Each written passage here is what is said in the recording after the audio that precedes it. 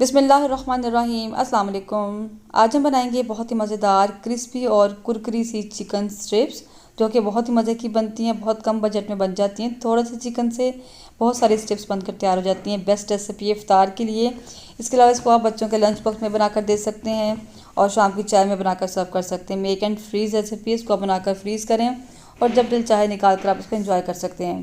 तो बगैर देर के रेसिपी स्टार्ट कर लेते हैं।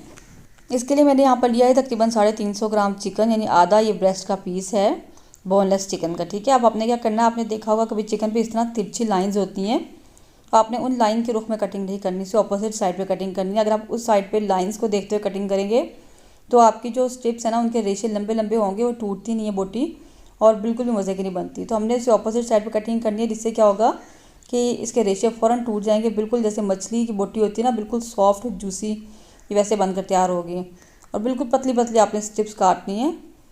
सबसे पहले क्या करेंगे, ये नीचे वाला जो पार्ट है इसका अनइवन है, यानी बराबर नहीं है, इसको हम थोड़ा सा काट के बराबर कर लेंगे। और जितना मैं पीस यहाँ से काटूंगी तो उतना ही एक्स्ट्रा मैंने थोड़ा सा मज़ीद चिकन इसमें ऐड कर दिया था, यानी टोटल चिकन तकरीबन 350 ग्राम था मेरे पास। तो ये मैं इसलिए उतार रही हूँ ताकि लेवल हो जाए और स्ट्रिप्स हमारी नीट एंड क्लीन जो है ना, बिल्कुल बराबर एक जैसी कटिंग हो इनकी।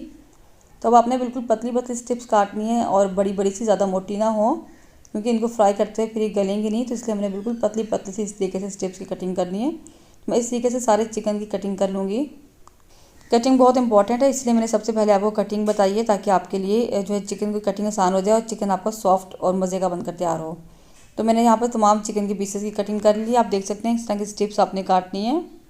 अब हम इसकी जो है मैरिनेशन की तरफ चलते हैं। इसको मैरिनेट करना है, उसके लिए मैंने सबसे पहले कुछ मसाले इसमें शामिल करेंगे। मेरे पास यहाँ पर है 1 टीस्पून अदरक और लहसुन का पेस्ट, 1 टीस्पून नमक जाएगा, हाफ़ टी स्पून लाल मिर्चों का पाउडर, 1/4 टीस्पून ब्लैक पेपर काली मिर्चों का पाउडर, हाफ़ टी स्पून ज़ीरा powder, half tea spoon chaat masala है मेरे पास, और 1 टीस्पून सूखा धनिया का पाउडर। ठीक है, और तकरीबन 1.5 टेबल स्पून मेरे पास यहाँ पर सोया सॉस है, और 2 टेबल स्पून डालेंगे हम इसमें वाइट विनेगर यानी सिरका, 3 टेबल स्पून डालेंगे इसमें हम दही के, और आधा मैं इसमें से अंडा डालूंगी। आप देख लीजिएगा आपकी चिकन में जितने अंडे की ज़रूरत हो। इसको अच्छे से मिक्स कर लेंगे, और मिक्स करने के बाद आप देख लें अगर आपका मिक्सर बिल्कुल ठीक है तो फिर आप अंडा आधा ही काफ़ी, अगर ज़रूरत हो तो आप मज़ीद अंडा इसमें शामिल कर सकते हैं।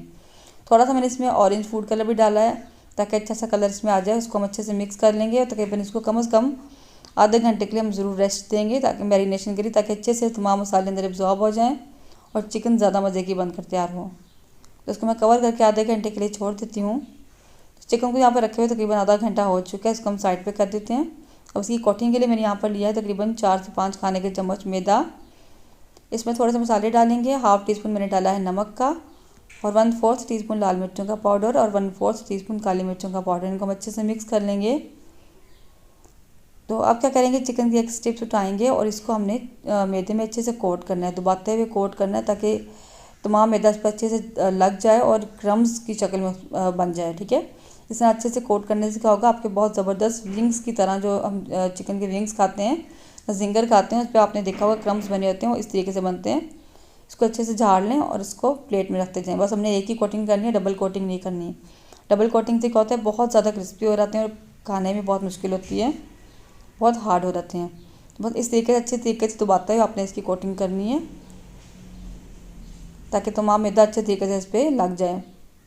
इसी तरीके से साथ साथ हम इसको फ्राई भी करते जाएंगे। तो मैंने यहाँ पर ऑयल ले लिया है फ्राइंग पैन में। ऑयल मीडियम गर्म होना चाहिए, लो टू मीडियम, ज़्यादा गर्म ना हो, वरना एकदम से जो है ना ऊपर से ब्राउन हो जाएंगे और अंदर से चिकन कच्चा रह जाएगा। तो हमने इसको लो टू मीडियम फ्लेम पर फ्राई करना है।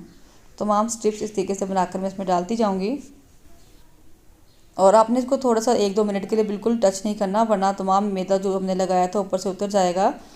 1-2 मिनट के बाद आप देखेंगे कि अच्छे तरीके से ये बिल्कुल मतलब कि मैदा साथ चिपक चुका है, तो थोड़ा सा ये स्टेबल हो गए। उसके बाद आपने इनको हिलाना है और थोड़ी थोड़ी देर के बाद हिलाते इसको आपने फ्राई कर लेना है। तो बहुत अच्छा सा गोल्डन ब्राउन कलर आ जाएगा, तब तक आपने इसको फ्राई करना है। बहुत ज़्यादा इसको हमने ब्राउन नहीं करना, फिर बहुत ज़्यादा क्रिस्पी हो जाते हैं और बहुत ड्राई हो जाते हैं।